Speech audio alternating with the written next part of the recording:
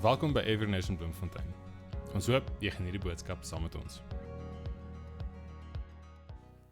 Die Here wil met ons praat oor goed wat ons glo en dis so 'n bietjie waarmee ons besig is. En die rede daarvoor is, soos ek dit laasweek gesê het, as jy dit gemis het, die rede hoekom ons moet bewus wees van wat ons moet glo is omdat wat ons glo bepaal hoe ons leef. As ons een ding glo, dan die voorbeeld wat ek laasweek gebruik het, wat ek weer sal gebruik is, as jy glo daar's goed in die donker, waarvoor jy moet bang wees, dan gaan jy nie in die donker wil inloop nie. Jy gaan wil hê, dan moet 'n lig aangesit word voordat jy daar ingaan. Maar as jy glo daar's niks om voor bang te wees in die donker nie, wat gaan jy doen? Jy gaan nie worry nie, jy gaan net loop in die donker in. Dis vaai nie gat ek. As jy glo 'n botteltjie waarop staan op gif, en jy glo dit is die regte beskrywing vir wat daarin is, dan gaan jy dit nie drink nie. Nee? Maar as daar staan Coca-Cola, dan gaan jy 10-1 dit drink. Want miskien dink jy ook dis gif. Maar as daar staan gesuiwerde water, dan gaan jy dit drink. Want dis wat jy glo. Jy glo dis reg vir jou om te gebruik. Jy weet nie meer as dit nie. Jy weet nie. Jy het dit nie deur 'n toets gesit nie. Jy het nie self gekyk wat daarin is nie. Jy het nie dit onder 'n mikroskoop beoordeel nie. Jy het daai botteltjie oopgemaak en hom gedrink, want hulle sê vir jou dis goeie water om te drink. En daarom doen jy dit.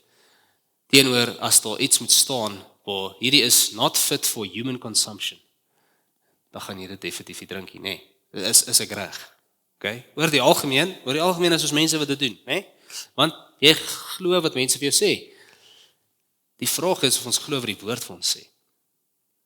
En of ons dit ag as die hoogste autoriteit in ons lewens, en of ons sê, ja, die woord sê dit, maar mense sê dit.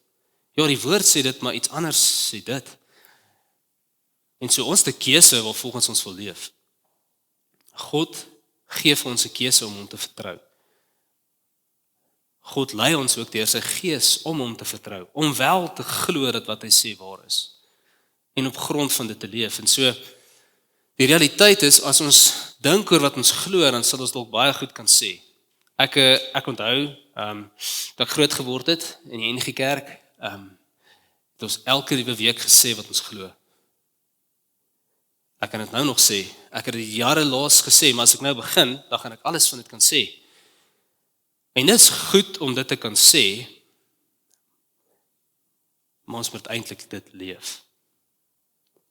Sien, en so as ek praat hier oor wat ons glo, dan dis great om te weet wat die woord sê, maar waar ons wil uitkom is, ons wil die Here vra, Here, help ons om dit te glo tot die mate dat ons dit sal leef. Dat ons nie sê ons glo goed en ons leef dit nie. Verander ons geloofsoortuiging, dat ons lewens in lyn is met U woord. En dis my gebed vir ons vanoggend. Eintlik my gebed elke liewe keer dat ons saam die woord oopmaak, dat die woord ons sal oortuig van iets, tot op so 'n punt dat ons anders begin leef. Dis nie jy wat iets moet doen nie, nee, God se gees moet net oortuiging bring, wat maak dat jy begin om iets anders te doen. En jy en ek moet op 'n plek wees waar ons nederig genoeg is om te kan erken daar waar ons dit nie doen nie. En eintlik al wat ons moet sê is, Here, ek glo dit nie. Help my ongeloof. Eerder as om te sê ek glo iets en 'n lewe te hê wat dit nie weerspieël nie. Want dit is presies waarmee Jesus probleem gehad het in sy dag. 'n Klomp mense wat klomp goed gesê het wat hulle glo, wat voorgehou was as hierdie mense wat wetsgeleerdes is, skrifkenners is, gelowiges is, hierdie heiliges is, maar dit nie geleef het nie. Ja, hulle het eerder dit gebruik om wette en klomp goed op mense te sit en te plaas, sodat hulle verhef kon word en ander mense sleg kon voel. En so ons wil nie dit doen nie. En so ek hoop dat vandag wanneer ons God se woord lees, hoor jy ook nie dit nie. Ek hoop jy hoor nie, eers maar hier's iets wat ek moet doen nie. Van iemand af wat sê, jy beter dit doen nie. Ek hoop jy hoor God se hart wat sê, hier's vryheid binne dit. Dit is nog altyd God se idee met die wet gewees. Hier's vryheid vir jou. Hier's 'n manier van leef wat goed is vir jou. Dis vir jou, dis nie vir enigiemand anders nie. Dis vir jou dat dit sal goed gaan met jou lewe. Dat dit voorspoedig sal gaan met jou. Dis God se hart vir jou lewe. En dan natuurlik kry ons die geleentheid om God te verheerlik. Deur dit te doen, deur gehoorsaam te wees aan sy woord. En nie net hoorders te wees van sy woord nie. En so vanoggend wil ons kyk na die prentjie van die heel eerste kerk. En twee goed wat ons daarin wil uitlig is sommer net goed wat God vir ons gegee het en ek wil dit so sê vanoggend, dit is meer as dit, maar as tekens van eenheid in die kerk. As tekens wat tekens is van sy nuwe verbond. Tekens van hy wat die skeidingsmuur wat daar was tussen Jood en nie Jood weggevat het. En sê daar's net hierdie twee goed wat wys wat ek gedoen het, wat julle moet herinner aan wat ek gedoen het, wat julle aan moet vashou, wat die heeltyd vir julle hierdie ding moet sê van ek wat eenheid gebring het tussen die mensdom, ek wat mense terugroep na my hart toe, om almal my mense te wees, waarvan almal mag deel wees. En so, ja, ek wil vir ons lees in Handelinge 2 vers 36 tot 47, dis 'n baie bekende gedeelte in die skrif. En so jy kan die Bybel so lank oopmaak, jy kan volg op die bord ook, maar net voor ons daar kom, wil ek net vir ons bietjie konteks skep. Is altyd goed as jy jou Bybel oopmaak. Sommer net moenie net lees waar jy is nie. Ons het by Leadership 2-5 nou weer hermeneutiek behandel en dit gaan oor hoe om jou Bybel te lees. En 'n groot deel hiervan is om te verstaan wat kom voor dit, wat kom na dit. Nie net in die boek nie, maar in die storie van God. God het 'n storie. Die hele Bybel is een groot storie van verlossing. Die Engels sal praat van 'n story of redemption. Dis een groot storie van verlossing. En so hierdie storie is God wat skep, God wat mens maak, God wat vir mens vryheid gee om te kies. Die mens wat dit misbruik deur te rebelleer teen God en as gevolg van dit vasgevang word in sonde. En as gevolg van dit nie meer by God mag wees nie. En so God is besig, die hele res van die storie is een groot storie oor God wat besig is met sy plan van verlossing wat hy besig is om te werkstellig. Hy doen iets omtrent dit en dan sien ons hoe hy 'n plek maak, 'n klomp reëls, weet nie wie van julle Levitikus van hou en Numeri en daai goed wat al daai reëls het van hier en al wat dit gaan is, dis al hierdie reëls wat mense nou moet nakom sodat 'n heilige God in die mense teenwoordigheid kan wees wat nie heilig is nie. En dan sien ons en fast forward ons en sien hoe hierdie goed net eintlik werk hier. Die mens, ons is so goed met reëls hou nie. En eventueel kom Jesus. En hy kom betaal vir ons sondes eens en vir altyd. Hy is die offer, die lam wat geoffer word vir die sonde van die mensdom. Hy sterf aan 'n kruis, 'n sondelose lewe. Hy staan op uit die dood uit wat wys dat hy die dood oorkom het en dat daar nou ewige hoop is vir mense. Dis wat hy doen. En dan na dit verskyn hy aan mense vir 40 dae. Verskillende mense, baie verskillende mense sê Korintiërs sê vir ons baie mense aan wie hy verskyn het in daai tydperk om hulle te oortuig dat hy wel opgestaan het uit die dood uit. Dat hulle kan weet dat hulle niks het om voor bang te wees nie. God het die dood oorwin. Christus het gedoen wat hy gesê het hy sou. Dit was nie net woorde nie. Dit was getroue woorde. Hy is betroubaar. En dan verskyn hy aan sy disippels die laaste keer en sê vir hulle, hoorie, okay, julle, ek gaan nou gaan. Cheers, ek gaan nou terug hemel toe. Dit was great hier op aarde. Dit is tyd vir my om te gaan. Ek gaan huis toe. Ek gaan vir julle gaan plek maak vir mense wat saam met my daar wil kom bly. Ek hoop julle moet vir almal gaan sê daar's plek. Maar voor julle gaan, moet julle wag vir die Heilige Gees. Moenie gaan sonder my Gees se teenwoordigheid wat ek vir julle sal stuur nie. En so dan is hierdie mense gehoorsaam. Wow, ek soos, okay, hier's 'n storie waar hulle actually gehoorsaam raak. Hulle gaan en hulle gaan bid en hulle gaan wag. En dan stuur God sy Gees. En dan wat dit doen is, hierdie Heilige Gees maak dat hierdie 120 disippels van Jesus in allerlei tale begin praat. En as mense soos, wat in die wêreld gaan hier aan? Is hierdie mense dronk? En dan staan Petrus op en hy sê, nee, iets wat gebeur. En hy verduidelik vir hulle die hele evangelie.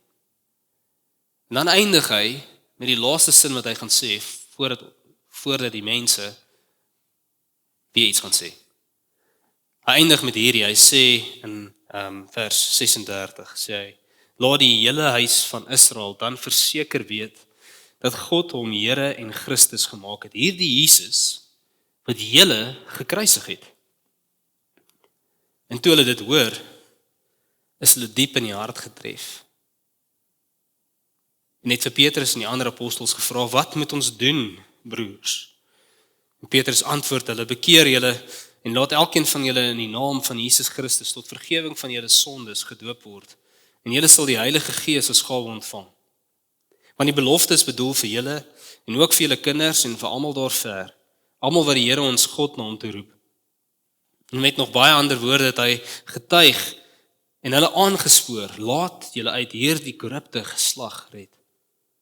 En diegene wat sy boodskap aangeneem het, is gedoop. En op daardie dag is ongeveer 3000 mense toegevoeg.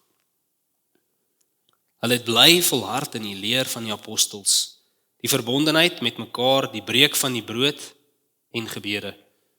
En almal is met ontzag vervul en baie wonders en tekens het deur die apostels plaasgevind. Ja, al die gelowiges was by mekaar en het alles gemeenskaplik besit. Hulle het hulle eiendom en besittings verkoop en aan almal uitgedeel volgens elkeen se behoefte. Hulle het eengesind volhard om die tempelterrein daagliks te besoek, aan huis die brood te breek en hulle maaltye met uitbundige blydskap en met opregte harte te geniet. Ja, hulle het God bly prys en die hele volk was hulle goedgesind. En die Here het daagliks verlostes by hulle getal gevoeg. Ja, Vader, ek vra U, Here, mag U ons help, dat ons wil verstaan wat U vir ons deur die woord wil sê.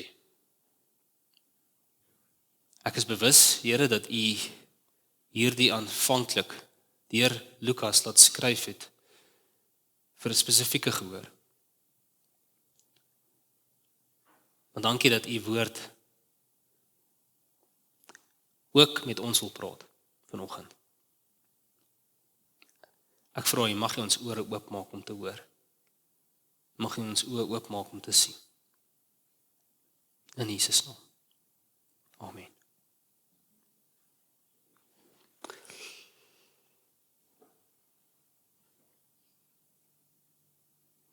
Wat ons vind uit hierdie gedeelte uit is dat Jesus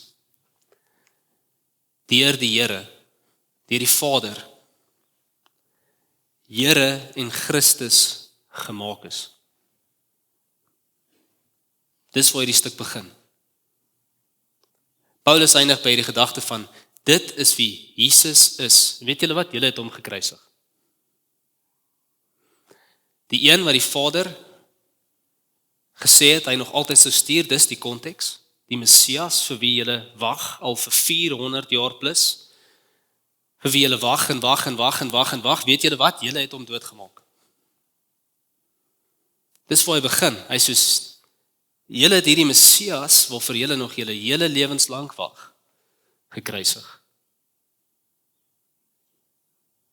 En so obviously, dink ek, as ons verstaan hoe die Jode gedink het oor wie die Messias is en waarvoor hulle gewag het, is hierdie soos 'n diep sny binne in hulle harte. En dis hoekom die woord sê, dit het hulle tot in die hart gesny. Want hulle het besef wat die gewig is van hierdie woorde. Hulle besef as dit waar is, wat nou? Hulle hoop is daarmee heen. Hulle hoop, waarna hulle vashou, wat hulle na uitsien, waarop hulle die heel dag, elke dag hoop, hoekom hulle tempel toe gaan, hoekom hulle feeste doen, hoekom hulle op 'n sekere manier leef, hoekom hulle al hierdie goed wat hulle heeltyd doen, dit is daarmee heen, en weet jy wat, dis hulle skuld. Hulle die een wat hulle moes verlos, doodgemaak. Daar's geen hoop meer nie. Dis die boodskap wat hierdie mense hoor. Hierdie mense hoor, daar's nie hoop vir jou in die lewe nie. Hulle het nog altyd gedink, as God se uitverkiestes is daar hoop. Maar nou hoor hulle, daar is nie meer hoop nie. Want julle het die een op wie julle gehoop het, gekruisig. Julle het hom doodgemaak. En so natuurlik is daar hierdie vraag, wat nou? Moenie vir ons sê, daar is nie meer hoop nie. Die waarheid is daar vir jou en vir my ook. Vir elkeen van ons vandag is die waarheid eintlik, weet jy wat, daar is geen hoop vir jou in hierdie wêreld nie. Alle hoop wat jy gehad het, alles waarop jy hoop, alles wat jy dink vir jou 'n toekoms moet gee, wat vir jou sekuriteit moet bied, wat vir jou lewe moet skenk, wat vir jou die lewe moet beter maak, wat vir jou sekerheid moet gee, alles waarop jy hoop. As dit nie Jesus is nie, is dit wanhoopig. Dit help nie jy hoop in dit nie, dit is ook dood. Dit kan jou nie help nie, nie met die probleem wat jy regtig het nie. Dit kan nie. Maar ons 'n manier. Want sien ek en jy kruisig ook vir Christus. Deur hom te ignoreer, deur nie na hom te luister nie, deur teen hom te rebelleer, deur nie sy woord te volg nie, deur nie dit wat hy vir ons gedoen het te aanvaar nie. Die woord sê vir ons, as ons aanhou sondig en ons aanhou in sonde lewe, dan is ons besig om Christus weer te kruisig.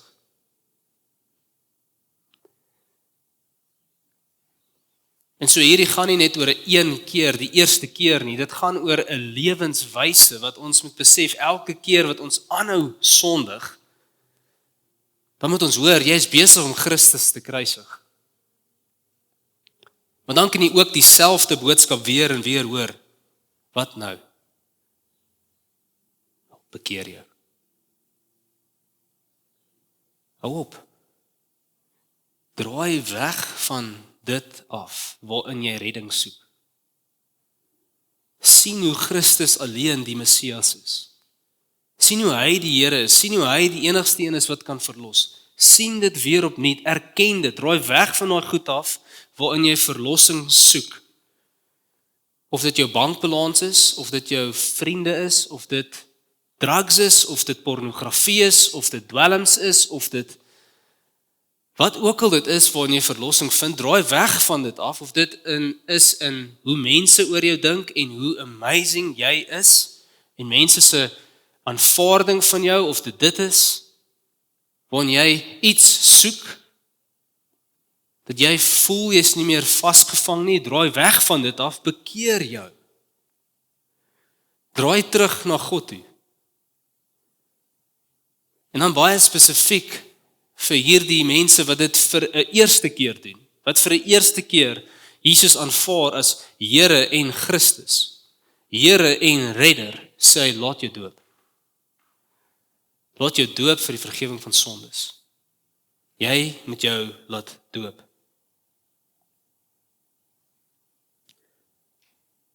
Sien, Johannes die Doper het 'n soortgelyke boodskap gebring, wat voor Jesus gegaan het. Hy het ook gesê, ek doop jou vir bekering. En dis hoekom ons baie praat oor die doop van bekering, as ons verwys na die doop. Dis 'n manier om te praat oor dit, dat ons besef is, wanneer jy tot bekering gekom het, dan moet jy jouself laat doop. Die eerste keer wat jy tot bekering gekom het, is die patroon in God se woord, dat jy jouself moet laat doop.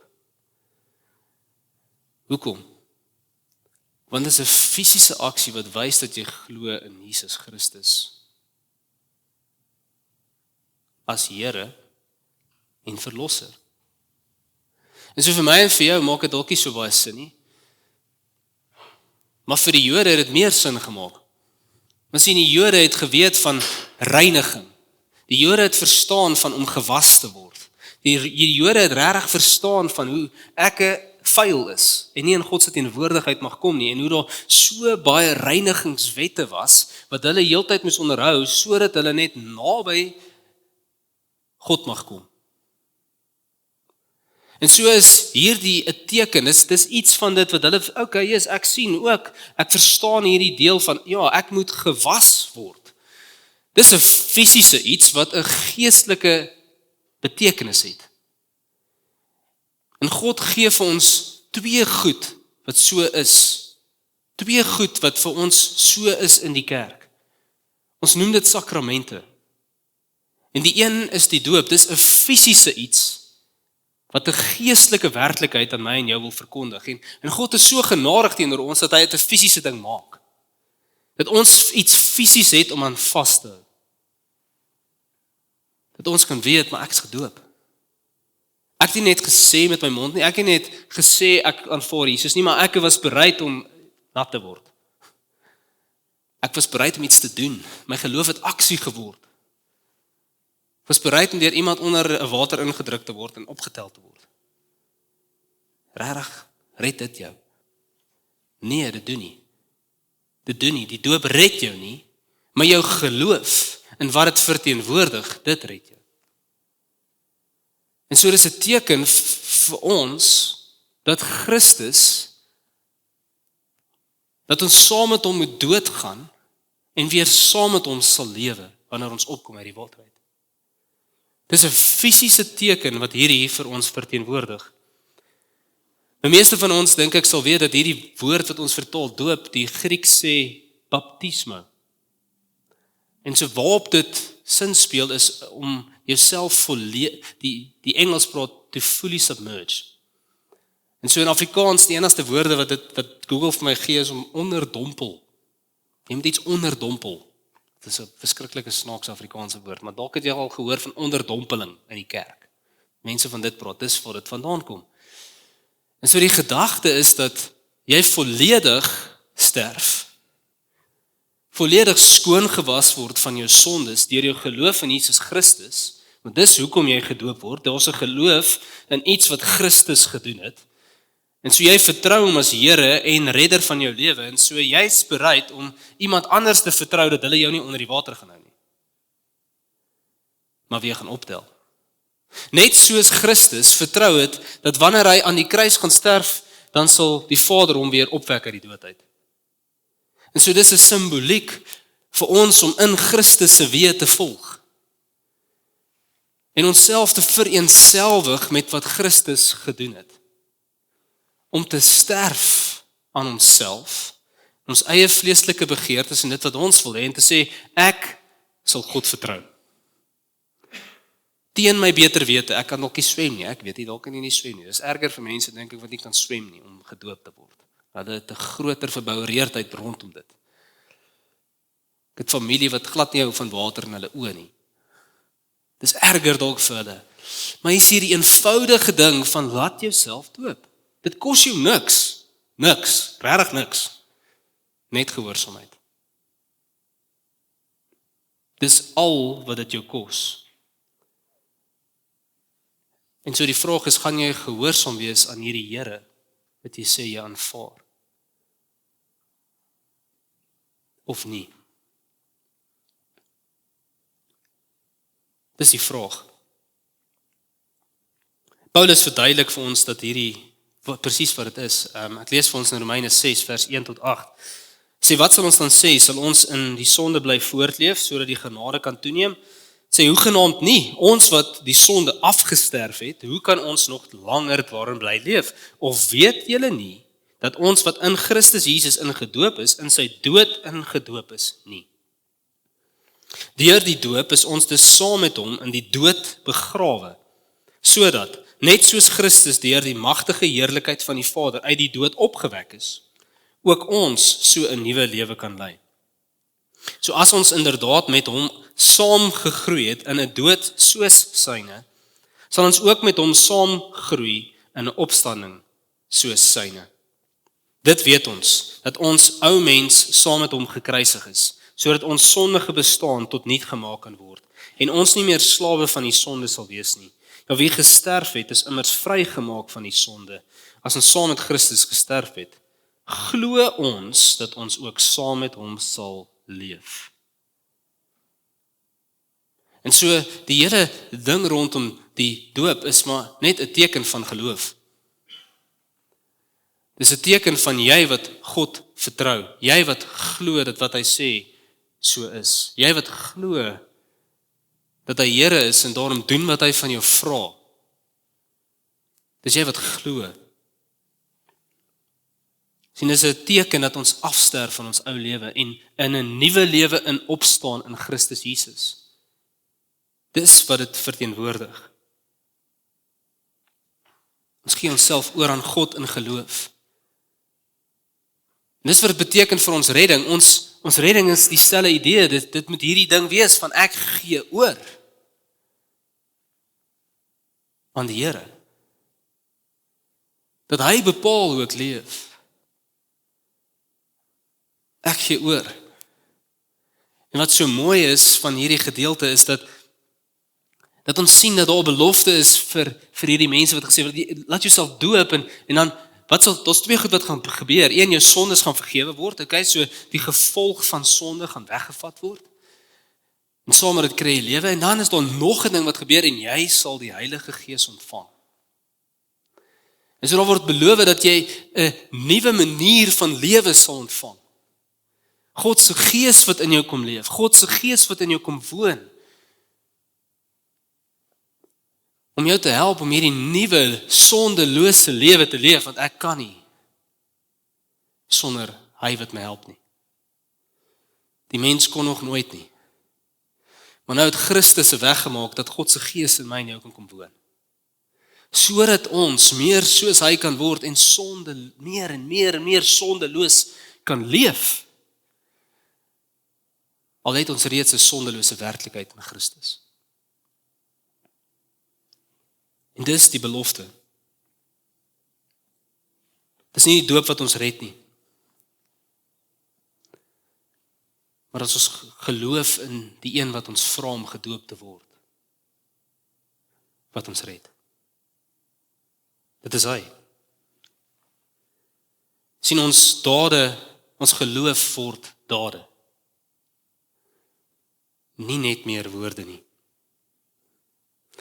Nou, dit is vir my baie interessant dat die woord vir ons het duidelik maak, dat almal, nie party nie, daai woord is regtig almal wat hierdie boodskap aangeneem het, daai dag gedoop is.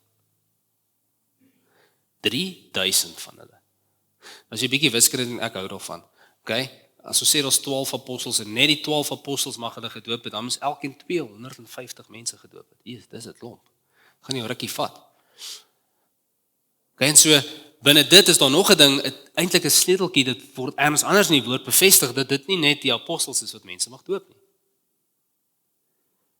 Nee, God sê vir sy disippels. Matteus 28 sê hy gaan maak disippels en doop hulle. Hy sê dit vir elkeen van sy disippels en so die verantwoordelikheid om mense te doop berus nie net op die ou wat die apostel is nie. Die ou wat vir die kerk werk nie, die ou wat die pastoor is nie. Nee, dit berus op elke liewe volgeling van Jesus Christus. En so, dan sê ek soos, wel, daar was 120 van hulle. Wel, dit beteken elkeen was 25 doop. Dis baie meer doenbaar. Maar op dieselfde dag, hulle het nie weggegaan en gesê, Jesus, maar ons moet eers praat oor wat dit nou eintlik beteken. Ons moet eers beredeneer of dit nou regtig is hoe dit moet wees. Ek seker daar was 'n ander bedoeling.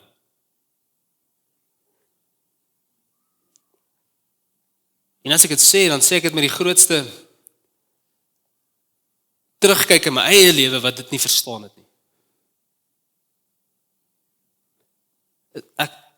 As ek dit sê, dan sê ek soos ek het dit nie so gedoen nie. En so ek is nie besig om vingers te wys en te sê, hoor jy hele beter regkom en ek soos die Here was my genadig om my te help om dit te verstaan. Maar die idee is Dat jy vandag jou lewe vir die Here gee, vandag Jesus aanvaar as Here en Verlosser, en dieselfde dag gedoop word en dieselfde dag die Heilige Gees ontvang. Daar's iets van God se Gees wat nie kom voordat ons gehoorsaam raak nie. En so nou moet ons hierdie Christelike lewe leef, want Jesus is ons Here en ons Verlosser, maar ons is nie in gehoorsaamheid nie en nou het ons nie sy Gees nie. Daar's iets van sy Gees wat ons nou nog nie gekry het nie. Sien, hier's 'n pakkie.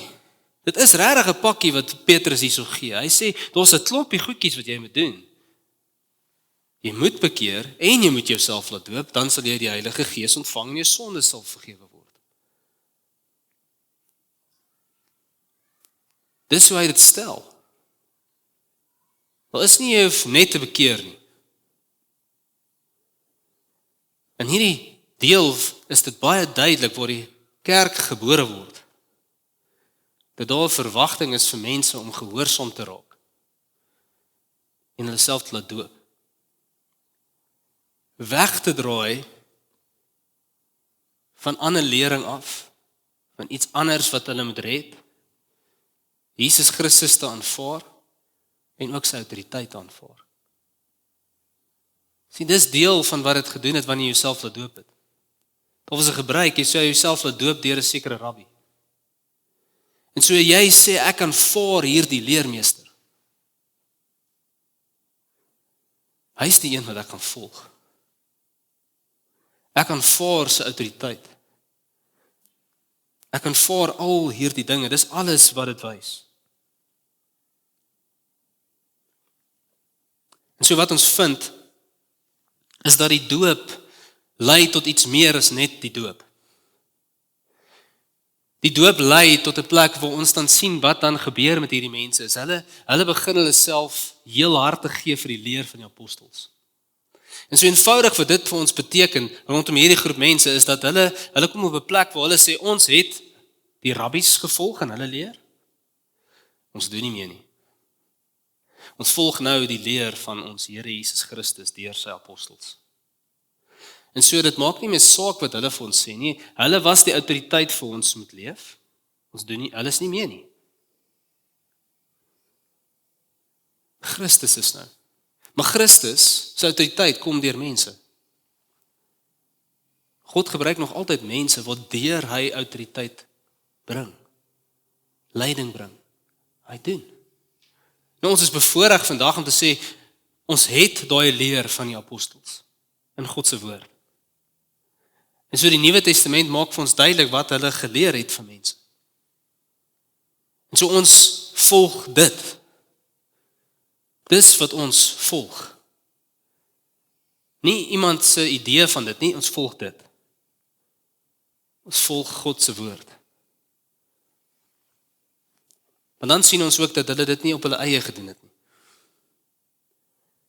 Hulle het nie God se woord gevat en op hulle eie gaan sit en bestudeer en gesê, wat moet ek hier gehoorsaam nie? Nee, hulle het dit gedoen as 'n gemeenskap van gelowiges. Hulle was gevoeg tot 'n nuwe groep mense, saam. En hierdie mense wat in samesyn was, het regtig omgegee oor hierdie ander mense rondom hulle. Hulle het regtig omgegee of hulle genoeg gehad het om te eet. Hulle het regtig omgegee of hulle 'n plek gehad het om te bly. Hulle het regtig omgegee vir hierdie ander mense wat nou saam met hulle vir Jesus volg. En hierdie samesyn van hulle, ek dink dis 'n groot deel van wat ander mense maar net oortuig het om dit ook te volg. Die woord wat ons aan die einde sê, en daagliks was verlostes bygevoeg. Jesus sê dat mense sal weet ons is sy disippels aan die manier hoe ons lief is vir mekaar. En as jy kyk na die vroeë kerk, dan ek weet nie of daar al 'n gemeenskap van 3000 mense plus was wat so lief was vir mekaar nie. En so mense was oortuig, hierdie mense is anders. Hulle het 'n ander leermeester wat hulle volg. Nie omdat hulle iets anders sê nie, maar omdat hulle werklik anders leef. Want hulle is werklik lief vir mekaar.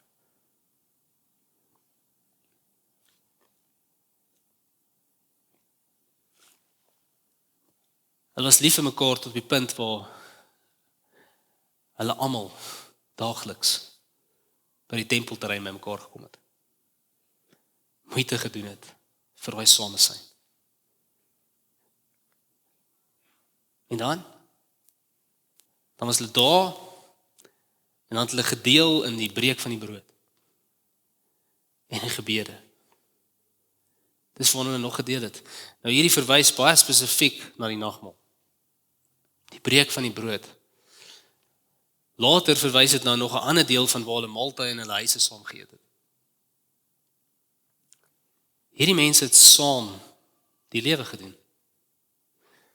Hulle het saam met Christus gevind. Hulle het saam erken hy is die Messias vir wie ons nog altyd gewag het en hulle het saam aangehou om te groei en hulle verstaan van wie hy is en wat dit beteken vir ons. Wat dit vir hulle beteken. Hulle het moeite gedoen met dit en een van die maniere hoe hulle moeite gedoen het met dit is om daagliks nagmaal te gebruik.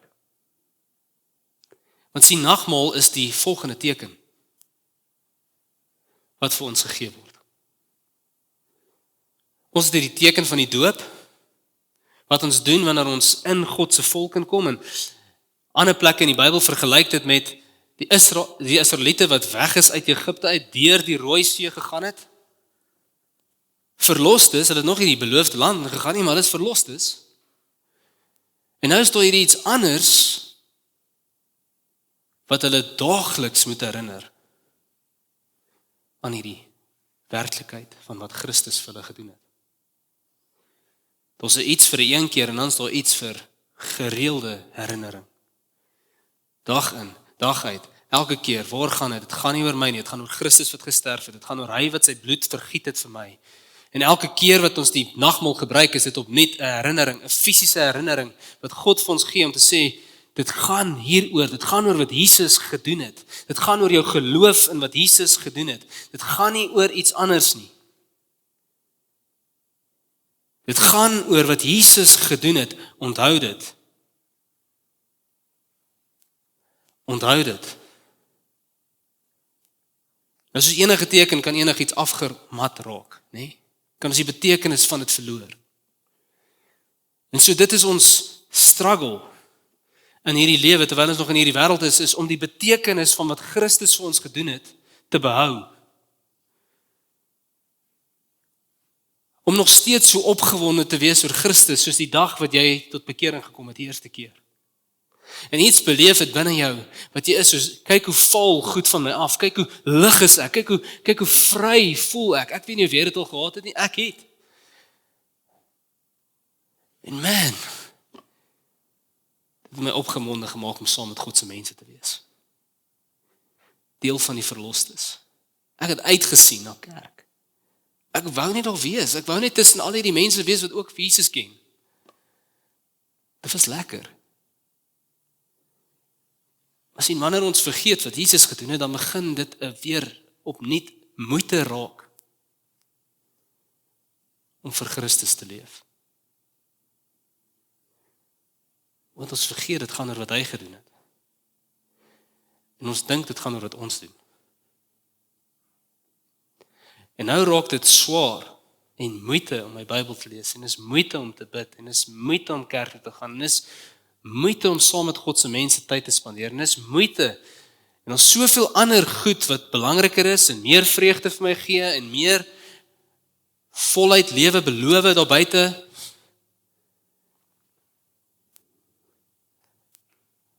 Net om ons te leer te stel. Dis wat met my gebeur het, baie keer al. Besef ek maar net weer opnuut, deur God se genade, weet jy, daar is net een. Dis Jesus. Dis wat hy gedoen het. Dis waar vrede is, dis waar vreugde is, dis waar lewe is, dis waar liefde is, dis by hom. En dan kan ons maar net weer opnuut sê, Here, dankie vir die nagmaal. Dankie vir 'n fisiese teken wat ons onthou van hierdie waarheid. Twee goed vir die Here vir ons gee, twee fisiese goed om ons te herinner aan 'n geestelike waarheid. Die doop Wat daar is om jou te herinner dat jy verlos is. Die nagmaal, wat daar is om jou te herinner aan wie jou verlos het. En dat jy nie weer begin om iets te doen vir verlossing. Dis Jesus se dood aan die kruis in my geloof. En hy wat dit gedoen het, en hy wat opgestaan het uit die dood uit. En so dit is wat ons vier, elke liewe keer wat ons die nagmaal gebruik. Dit is wat ons vier, elke liewe keer wat ons die voorreg het om te deel in iemand wat gedoop word. Nog iemand het tot bekering gekom. Prys die Here, daar is joy in front of the angels. En so ons kan saam glimlag en die Here prys en loof. En ons kan dit vier. En wanneer ons die nagmaal gebruik, is ons somber. Nee, ons is nie somber nie. Dis 'n verheugde, gelukkige viering van God wat nie meer dood is nie, maar wat leef. En wat vir jou en vir my ewige lewe beloof. 'n Teken van dit. En so vanoggend as jy hier is en ja, ek wil sommer net, soos wat ons gaan ingaan in die nagmaal. Julle kan so lank begin regmaak, die van julle wat gaan uitdeel. Wil ek hê jy moet dink aan of dit nog 'n vreugde is om die Here te dien.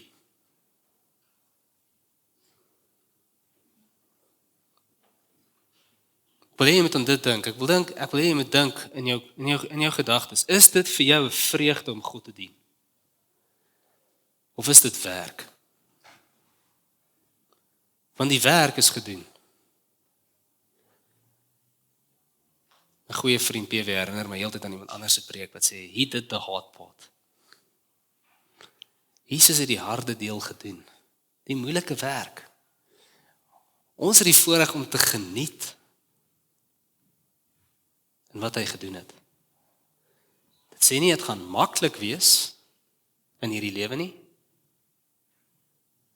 Dis nie maar dit beloof nie. Maar die moeiliker deel is gedoen.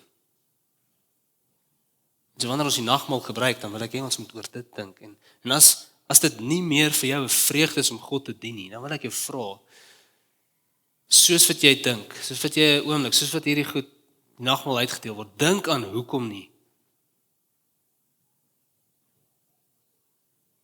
En draai weg van dit af.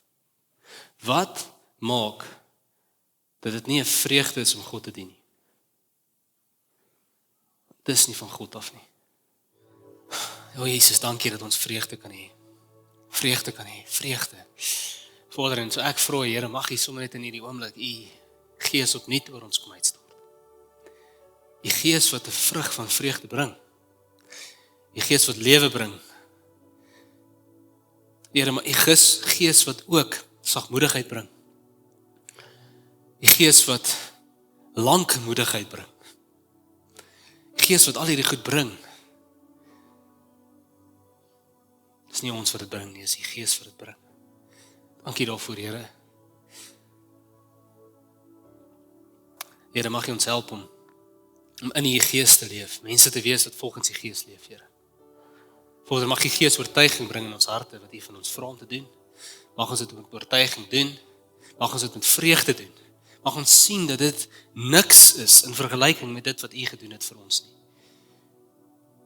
Die prys is so klein.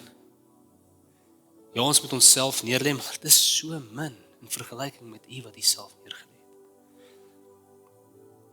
En so dankie dat ons 'n vreugdevolle lewe in Christus kan leef. Ons eer U daarvoor. Vader, ek vra U, mag U ons help om getrou te wees aan U opdrag. Om U lief te hê, met ons hele hart, ons hele siel, met al ons krag. En om ons naaste lief te hê soos onsself. Vader, en ek is oortuig dat die beste manier om dit te doen is om mense te leer wat dit is om U te volg. En daarom ook mense te help te besef dat hulle gedoop moet word. As hulle U aanvaar as Here en Redder van hulle lewens. En so mag U ons help om dit te doen. Mag ons die voorreg gee om die evangelie te verkondig. na mense toe wat vir die eerste keer tot bekering kom. En hulle te doop en hulle te leer wat dit is om U te dien. Dankie dat ons die deel maak van dit. U maak ons deel. Dankie Here. Dis die groot voorreg. God se mense sê saam. Amen. Ons hoop deur hierdie boodskap word jy lief vir God, lief vir mense en maak disippels.